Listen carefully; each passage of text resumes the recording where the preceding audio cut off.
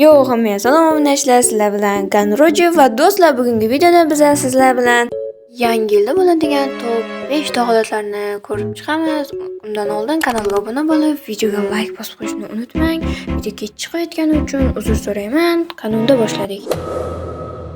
Bu holat hammaning hayotida bir marta bo'lsa ham bo'lgan. Okey, bularni bu yerga qo'yaman. Ko'chada salto otilyaptimi? Qani chiqib ko'ramiz. Qayerda otilyapti? Qani? Qani?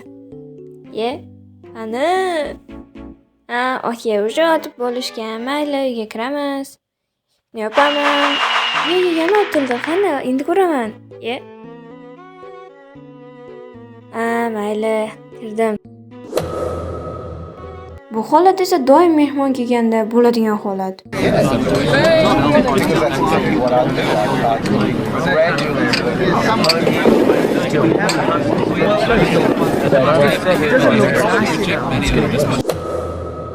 Bu holat esa juda ham g'alati holat.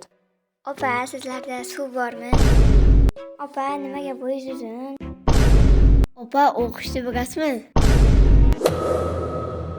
Bu holat ko'proq o'g'il bolalarda ro'y beradi deb o'ylayman. Qaranglar, menda nima bor? Uchiramizmi? Let's go, unda uchiramiz. Qani?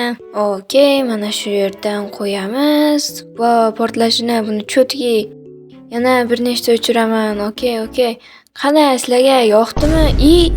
Assalomu alaykum, yaxshimisiz? Bu holatni esa ko'proq qizlar tushunadi deb o'ylayman. Ha, mayli, yaxshi bo'lingizlar. Uyga kelganingiz uchun rahmat. Mayli. Okey, ularım ketishdi. Yo, what the fuck, shuncha edishmi? Shunday ekan obunachilar, videomiz nihoyasiga yetdi. Kanalga obuna bo'lib, videoga like bosib qo'yishni unutmang va yana qanday holatlar bo'lishini yozib qoldiring. Ko'rishguncha xayr.